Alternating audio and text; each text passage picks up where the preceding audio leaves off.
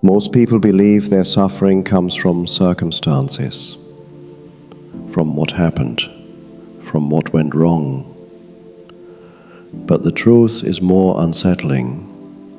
Two people can live the same life, face the same losses, the same challenges, and experience reality in completely different ways.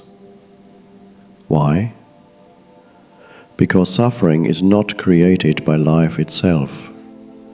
It is created by how the mind reacts to life. And most people never question this reaction. They assume it is who they are. This is where suffering quietly begins.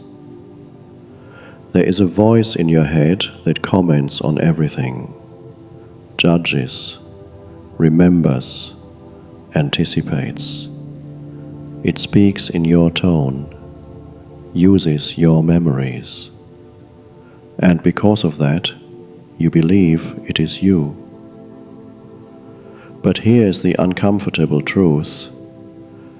You did not create most of your thoughts. They were inherited, absorbed from culture, family, fear, and repetition. Thinking doesn't happen by you, it happens to you. And when that thinking becomes compulsive, life becomes heavy. Not all thinking is a problem. Practical thinking is necessary. But compulsive thinking is different. It repeats the past. It imagines futures that never arrive. It tells stories about who you are, what you lack, and what might go wrong. And slowly, silently, it turns life into a mental battlefield. Most people live almost entirely inside this battlefield, without ever realizing there is another way to exist. Many people believe peace will come after life is fixed, after problems are solved, after relationships improve, after the world becomes stable. But life does not work that way. Life is movement, change, uncertainty. If peace depends on conditions, peace will always be postponed. This is why so many people feel exhausted. They are waiting for a future moment that never arrives. Here's a simple experiment. Right now, for just a moment, stop adding thoughts to this moment. Do not analyze it. Do not label it. Do not explain it. Just allow this moment to be exactly as it is. What remains? You are still here. You did not disappear. You did not lose consciousness. In fact, there is a subtle sense of aliveness beneath thought. This is crucial.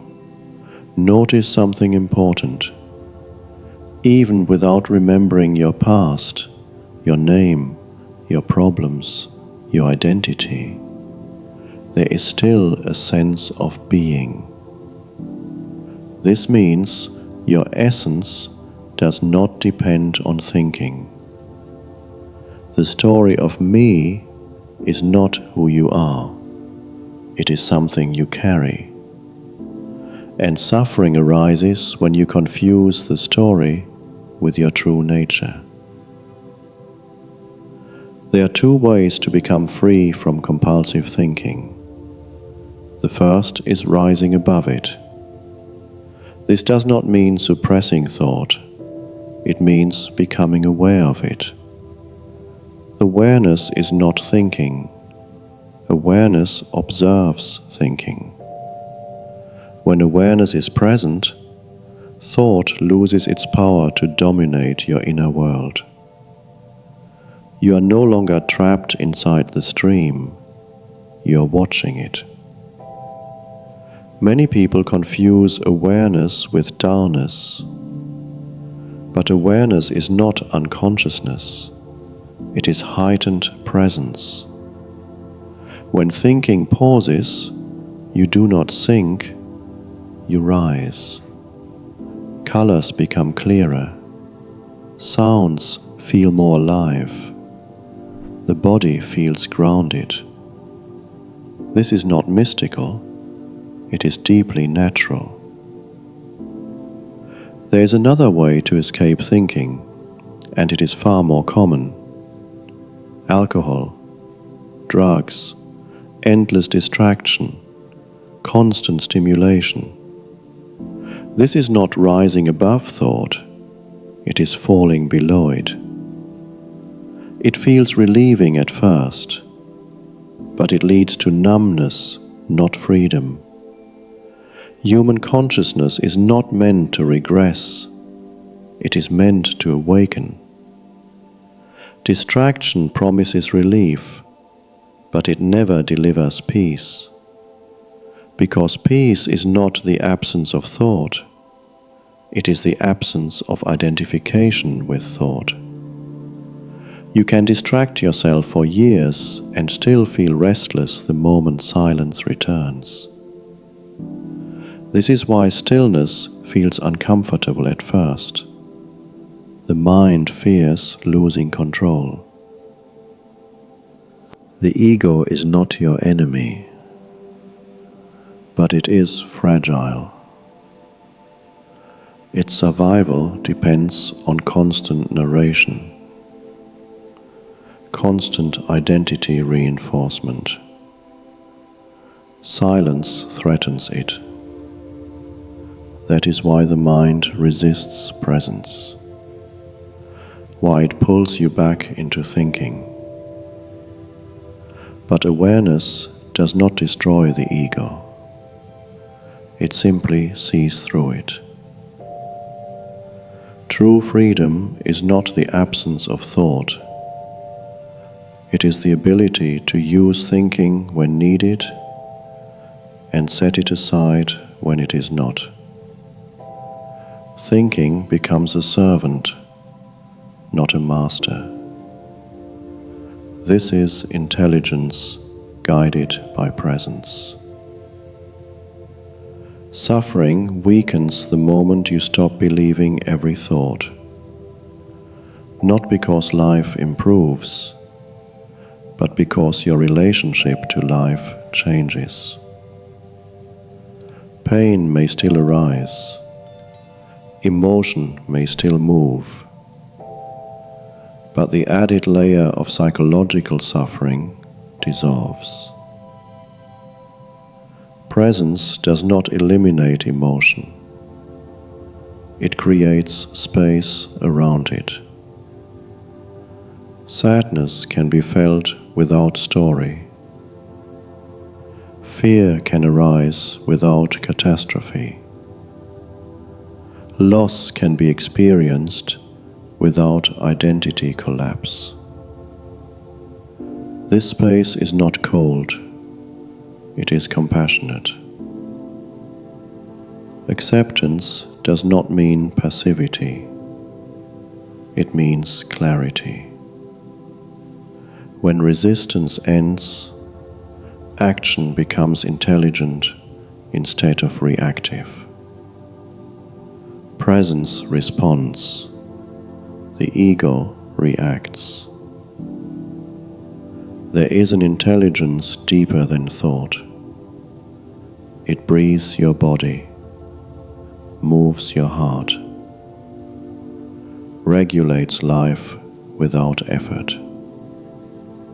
You did not design it, yet it sustains you. This intelligence becomes accessible when thinking steps aside. The mind wants control because it fears uncertainty.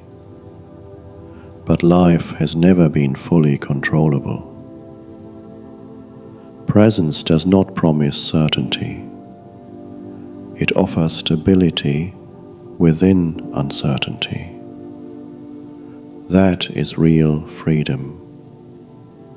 When suffering has been familiar for years, peace can feel unfamiliar, even unsettling. But peace is not emptiness. It is fullness without noise. Compulsive thinking lives in psychological time. Presence lives now. When attention rests in the present moment, time loosens its grip. This is not escape. It is reality. Nothing is wrong with you. You were simply identified with thought. Awakening is not becoming special. It is becoming simple. This peace does not depend on success or failure or approval. It is quiet, stable, unconditional, and it was always here.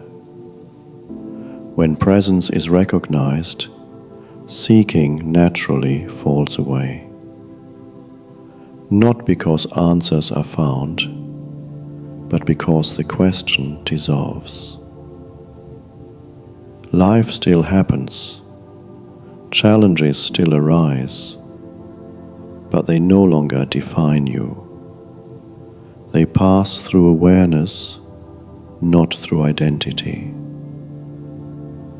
There is no final state to reach, no spiritual trophy, just this moment, fully met.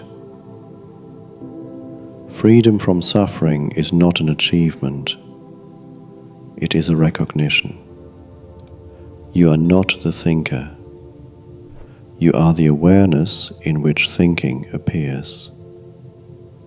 And from that recognition, life becomes lighter without needing to change.